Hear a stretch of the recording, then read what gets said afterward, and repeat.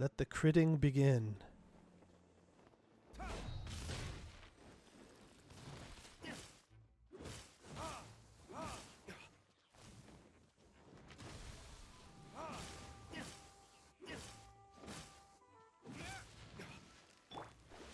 Fate is upon you.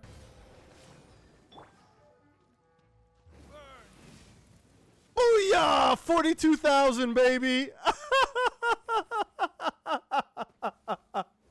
There it is! There it is. Hell yes, dude. 42,000.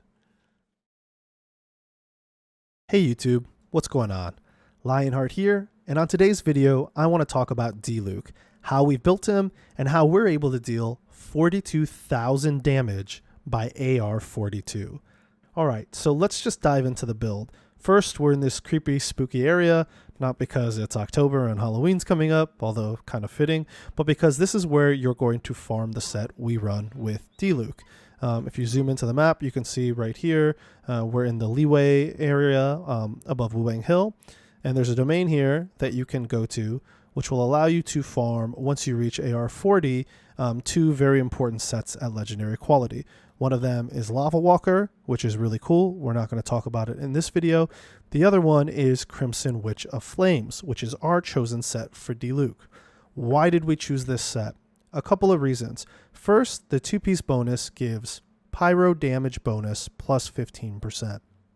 If you have Diluc, you're probably watching this video trying to think about how to build him, and you'll realize that most of the time, if you actually pay attention to your numbers, they're orange, right? Your damage is orange because you're constantly dealing pyro damage. His E has a very low cooldown, it's easy to chain between, and his ultimate, in addition to dealing a bunch of burst pyro damage, also turns his weapon into flame damage, and so he's pretty much dealing pyro damage most of the time. The 4-piece set not only increases your elemental reactions and their damage, like overloaded, burning, vaporize, and melt, but it also gives you more effectiveness on the 2-piece set by 50%. So at max 3 stacks, and this stacks, you can get, we were measuring our pyro damage bonus was 37.5%. And here's the thing, this is why this set is so good for Diluc. This max 3 stacks is triggered each time you use an elemental skill, but Diluc's elemental skill is broken into 3 different swings, and each swing counts. This set was basically made for him. Swing once, swing twice, swing 3 times. You've now increased it by 150%, which again, when we check the character screen, that added up to 37.5% pyro damage bonus. Pretty awesome. I'm not sure there's any set that could be better than this set for him, though we, in all fairness, have not been able to experiment much since we're still early in our farming for legendary artifacts. What do we have on him right now? Well, in the video, you're going to see what we run. First off, you can see that the base stats for Diluc, we have 15k HP, we're at 2700 attack. Our defense is 752, elemental mastery 154. If we go into the details, the crit rate is at 47.6%, and our critical damage is 115.6%. Critical damage, I think, is really great on Diluc, and we'll talk more about that in our build. But one of the primary reasons is if you go and look at his ascension, he actually gains critical rate with each ascension. So as you're improving him, his crit rate is going up, which also means that he's going to benefit really heavily from crit damage. The weapon we're running on him is Wolf's Gravestone. It gives us a lot of attack. It doesn't do much for our crit, but basically this is the part that's going to let you hit hard. And I've been a big proponent on my stream that I feel Wolf's Gravestone is one of the best weapons in the game because not only does it have great stats, but it also boosts your party's damage, everyone in your party, by 40% when you hit somebody who's got less than 30% HP. It's not on cooldown. So let's go right into the artifacts. Here it is. Set bonus, Crimson Witch of Flames. Okay, we told you we were running the 4-piece. Let's look at the individual pieces. You can see we have the feather, the flower, the hat, and the chalice, and then we put in a legendary artifact. Most of our gear is up to max enhancement, other than this hat, which we're working on. So we can start with the flower, which is on the left-hand side. We decided to level a 4-star flower early because we hadn't gotten a good 5-star flower drop yet. And the general thought was we were going to be moving gear off of Diluc, and we had accumulated a lot of fodder. And by the way, if you get really lucky on fodder, you can actually take, like, let's say you have a plus 16 piece that you're going to feed, or plus 12 or whatever. If it triggers double enhancement, you get a huge windfall. And we actually had that happen to us. We put a plus 12 purple into this, and it instantly went to plus 16 when we rolled ×2. There's nothing you can do to force that to happen. It's just luck. But you may think about that in your strategy for how you're going to feed fodder into your different artifact pieces. So the thing you're going to notice right away is our substats for all these gear pieces are not perfect. What that means is, while I feel that this is the best set for Diluc, we're far from having best in slot gear. Best in slot gear means that all the substats are exactly what we want, and they've rolled well on the way up. That's not the case here, but you're still going to deal a lot of damage by building this set with primary stats that are good enough and substats that are good enough. Okay, so again, here we've got some attack percentage, a little bit of crit, but not too much. Elemental mastery hit once, and this is mostly HP. When we go to the feather, we can see all feathers are attack. This one happens to have some crit rate on it, also some attack percentage, also some elemental mastery. Unfortunately, on the way up, it hit defense a couple times, and it also rolled with only 3 substats. Legendary gear, which is 5-star, can have a base of 3 substats or a base of 4 substats. Here's an example of a base of 4 substats. Here's one with only 3. So ours only had 3. A BIS piece will have 4 from the base, and it will be the 4 that you want, and then it will have to roll the correct way. So you can see, like, in terms of variability, it can take a very long time for you to get BIS, which is why we decided to invest early in gear that was good enough that we can then improve later. All right. Onto our hourglass. This is the only piece that is variable. It could have been any set hourglass. We decided to roll Concert's Final Hour because we liked the fact that it had elemental mastery, crit rate, and energy recharge. Lucky for us, it hit crit rate a couple times. It also hit elemental mastery. And so you can see that the stats are actually pretty good, right? 13.6% crit rate as a substat is pretty amazing. The key here is that the main stat is attack, just like in our last video when we talked about how to properly build 4-star artifacts. And you're going to notice the same thing with the chalice. We went into attack. Here we have some crit damage and some crit rate, but most of the stats, you know, they didn't roll that good. I think we had 1 into attack and maybe 1 into crit damage. That could be a base. I can't remember. And this was another piece that, you know, this might have actually only had 2 subs on it for how low these numbers are. It might have rolled in the last 2 subs and then bumped attack once, and that have been the end of it, or something like that, or crit damage, and that have been the end of it. Anyway, placeholder, right? We'll eventually replace it with legendary, but for now, purple was good enough. And last but not least, we put the Scorching Hat on. This is the one that's only up to plus 18. It did not roll good. We hit like flat attack twice, HP once, energy recharge once. I think the only thing we wanted to hit on this was crit rate, and we never did. Well, we still have 1 chance when we get to plus 20. But notice that we took crit damage. For Diluc, I think crit damage is the best primary stat for the hat.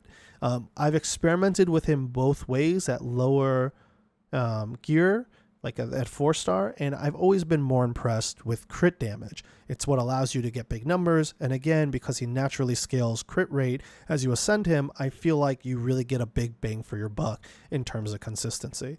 You can experiment with running attack here. I would not run crit rate here because he already has very high crit rate, but I think attack percent or crit damage are both reasonable, and you can also look in some of these other pieces to maybe find pieces that increase your pyro damage percentage versus just your attack percentage, right? That's another viable option that we haven't been able to test yet, but it is out there and it's something we'll be looking for. So this is it. This is the equipment. Again, we didn't pay too much attention to substats. We were lucky to get a few substats that were pretty nice, but the main idea here was build the 4-piece set, make sure we have crit damage on the hat, attack on the chalice and on the hourglass, and then you know, our feather and flower just good enough, right? That's the main thing, is good enough. So yeah, here it is. That's the set, and yeah, I think you'll be pretty impressed with its output. Now I'd like to show you a video of us going through Abyss Floor 11 and clearing it with 6 stars, so you can really see the potential of Diluc in endgame content with this build. Again, I think there's a lot we can improve upon. These are definitely not BIS pieces. They're the right pieces, but the substats could be improved, and I think that will take us a very long time. And then obviously the 4-star pieces can be replaced with 5-star pieces. But if you build this, once you get up to level 40, I think you'll be very happy. And if you continue to improve upon these pieces, I think you'll eventually get the most powerful Diluc that's available in this version of the game. Anyway, if you like the content, please make sure to subscribe to us on YouTube and follow us on twitch.tv/Lionheart, where we stream each weekday from 9 p.m. Eastern and into the morning. Thank you so much for watching and for your support. I really appreciate it. The channel's been growing a lot over the last few days, so that's really cool. And, hopefully you have a great time playing Genshin Impact.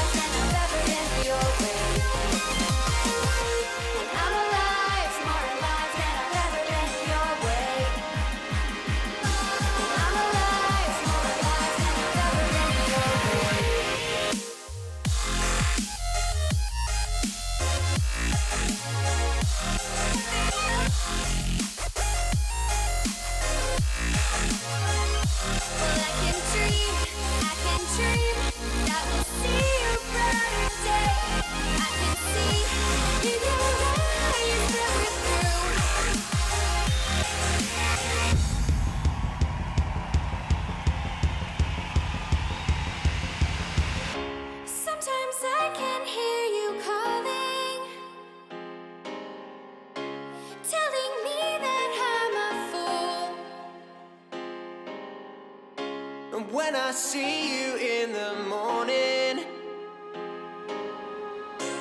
Will you still want to be true? I can dream, I can dream that we'll see a brighter day.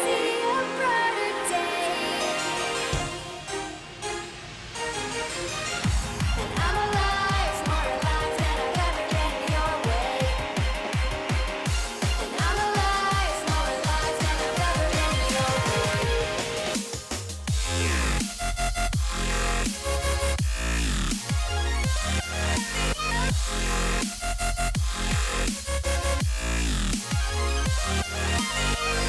And I'm alive, more alive than I've ever been your way.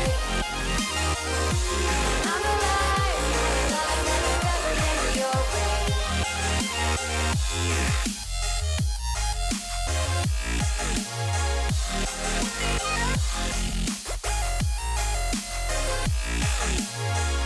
Well, I can dream that we'll see a brighter day. I can see in your eyes that we're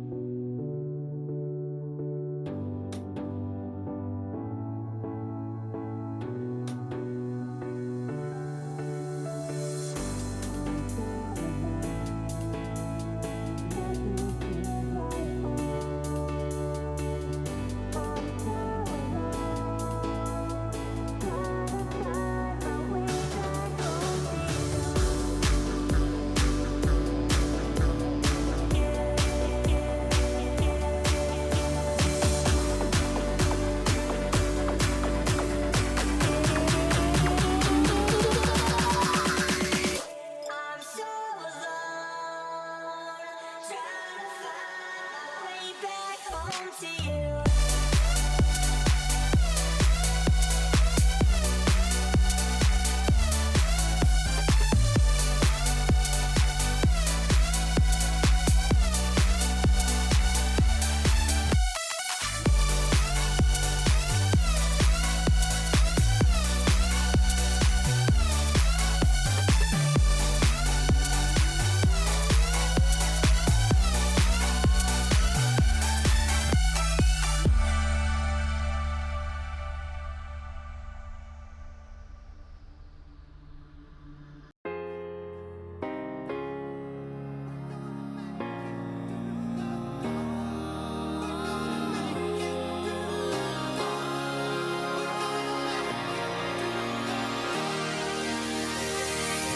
This road's too long, I can't make it on my own steam.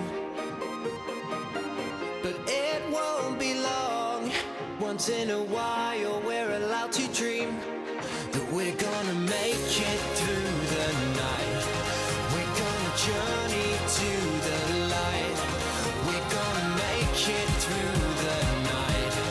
Whoa. We're gonna make it through the dark. We're gonna find out who we are. We're gonna make it through the dark.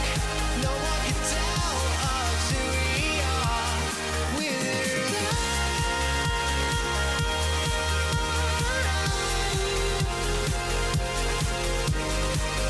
that only love can ignite.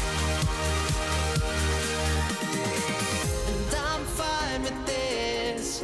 I wouldn't have it any other way. 'Cause we were made for this. You and me, we're gonna fly away. That we're gonna make it through the night. We're gonna journey to the light.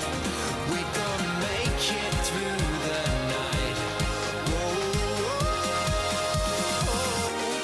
We're gonna make it through the dark. We're gonna find out who we are.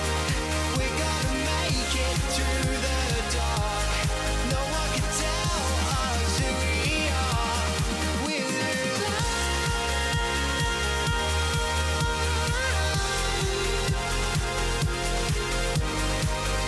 that only love can ignite.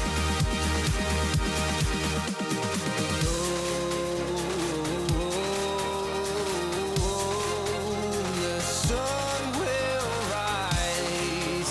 The sun will rise. And